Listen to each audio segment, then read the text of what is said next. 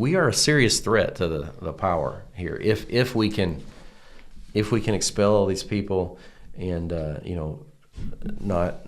But this is what Grok says would be the ideal plan if we did it. Another thing he said that he would do in phase 4 is cultural erasure and assimilation. So he would erase the white identity as a distinct cultural and ethnic category, assimilating it into a more globalized, homogenized population. So, this is definitely happening. I think this part of the plan is the most evolved of any of in real life, because if you go to China, even if you go to China, it's openly hostile. You can still eat like McDonald's, drink Coca-Cola, see the same Hollywood movies, and in some cases, I think that still happen. But you know what I'm saying? Like there's like this global culture, and I'm from Kentucky, so when I grew up in Kentucky, there was a lot of bluegrass and stuff playing, and that's part of the culture there. But there's less and less of that because this homogenous, the children aren't interested in it because they're being propagandized into this other culture. Yeah. And the distinct cultures are being marginalized and obliterated. Except for just a few like small niche communities that are keeping it alive. But the main, wouldn't you agree with that? Like there's just this one big mass produced culture that everyone is consuming. Yes. Yeah. And really that works to tear down individual communities, which is, not only is it sad, but it's just, it's dangerous when you're talking about the way that we were designed to live. And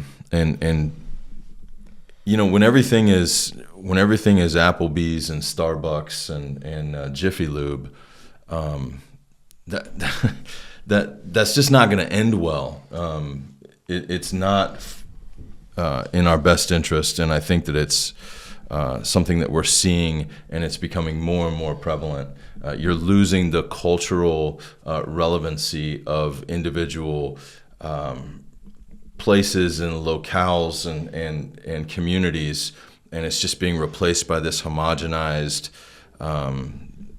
thing that it looks the same no matter where you go. Exactly. So just like Babel, right? So it's like there's one culture, and so I think they're more advanced on that part.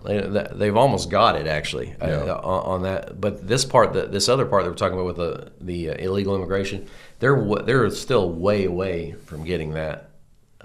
To work. Yeah. It's and I think because of the boundaries, like I said, that were placed around men by God. So this is going to be the hardest part for them.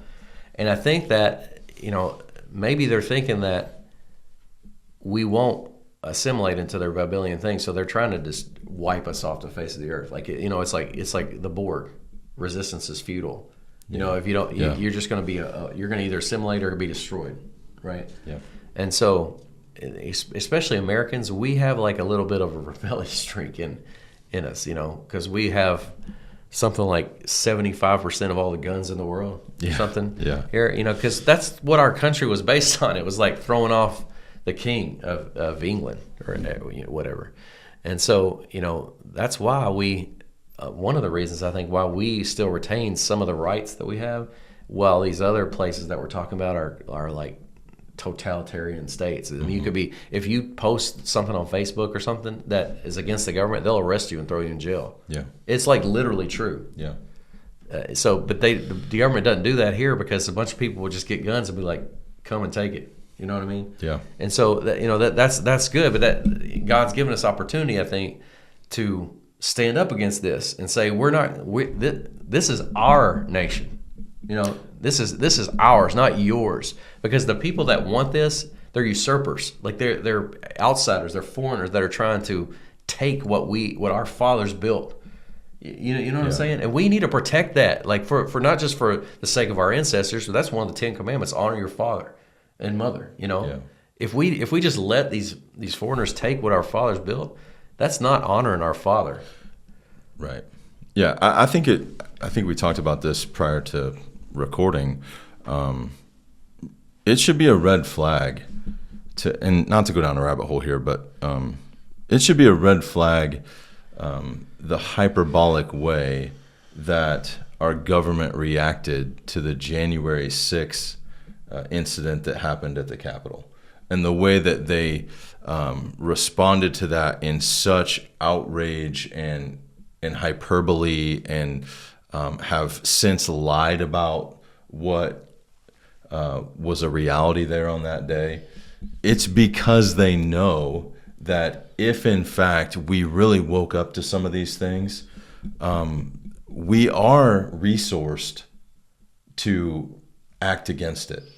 Oh yeah, I mean, and our founding documents say that it's not only should like do we have the option to do that, but it's a duty. Yeah. You know, like if these instruments of government become harmful to our future security and happiness, that it's our right, it's our duty to rise up and throw them off. Yeah. You know what I mean? Yeah. That's what they don't want, because that's written into the soul of what the founders created here. And at this point, there's still some of us left who are taught that in school that aren't old enough. Like, we're still young enough to do something about it. All right, another thing that the AI brought up on, and we're just touching this because this is what Tucker Carlson was discussing in the video about how this seems to be targeted, right? And so we asked the AI, like, if you were going to attack like with fifth generation warfare, these sort of white majority nations who are historically what we call Christendom, because they're so powerful militarily, you can't destroy them if you're their enemy. So you need to do something internally to rot them out so that they get too weak to resist. And so now on phase 4, he's talked about dismantling symbols of our culture. So like statues, holidays, languages. And so, and some of the stuff under the guise of inclusivity or anti-racism. Okay, so now I think that when we were kids, you saw this with the happy holidays kind of stuff, right? What holidays are you talking about? Kwanzaa? Hanukkah? Like there's like hardly any Jews in the United States. I mean, it's like a super small percentage of the population. At that point, everyone essentially, I mean, the huge super majority of people were Christian. Yeah. And I mean, I really have a hard time believing anybody celebrates Kwanzaa. It's like totally a made up thing from like the 1960s. Yeah. So, it's like that, all that is anti-Christian. And people were talking about it, but the media like just lampooned that sort of thing. Like, oh, you're just, I know that they inculcate that in a lot of kids, because I had conversations with them. In a lot of cases when I was younger, that where it's like, well, you're just trying to be inclusive, try to be welcoming and nice to everyone. And so, guys, that is the wrong thing to do. It's absolutely, Jesus Christ is not inclusive. Okay, he's exclusive. He says, I am the way and the truth and the life. No one comes to the Father except through me. So, in ancient Israel, was God like, hey, if the foreigner comes into the land, you let him set up his Asherah pole, his tabernacle to Moloch, let him set that up, and I want you guys to make sure that you include that in your celebration. Make sure you make space for that. No, that's not what he said at all. He said, burn that thing to the ground. You know what I mean? Do not let that be. Do not associate that. Don't let there be any hint of that among you. Yeah. And so when we go and say happy holidays, what does holiday mean? It means holy day. That's what it's short for. Okay, so you're calling Hanukkah a holy day, or you're calling Kwanzaa a holy day, or whatever holiday is. It's like these aren't the Jews don't worship the same God as we do, for one.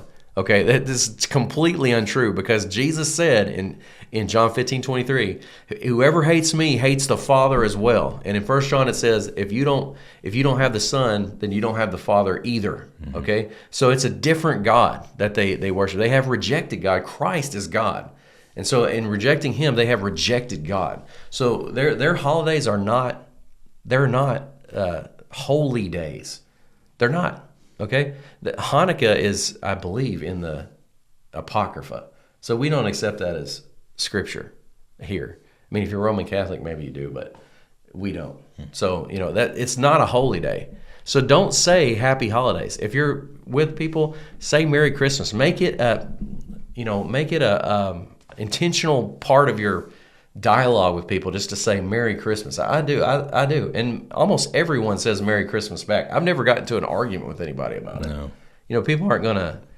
So I think that it's just another thing. It's like another sort of propaganda technique to just get you to acquiesce to this sort of multiculturalist agenda, like Rock's laying out here, so that you'll just go along with it. Because if you'll go along with that thing, then you'll go along with the next thing. And then it's about, for long, you're like all the way 10 miles down the road into this plan. And so the goal would be in this stage, complete demographic replacement.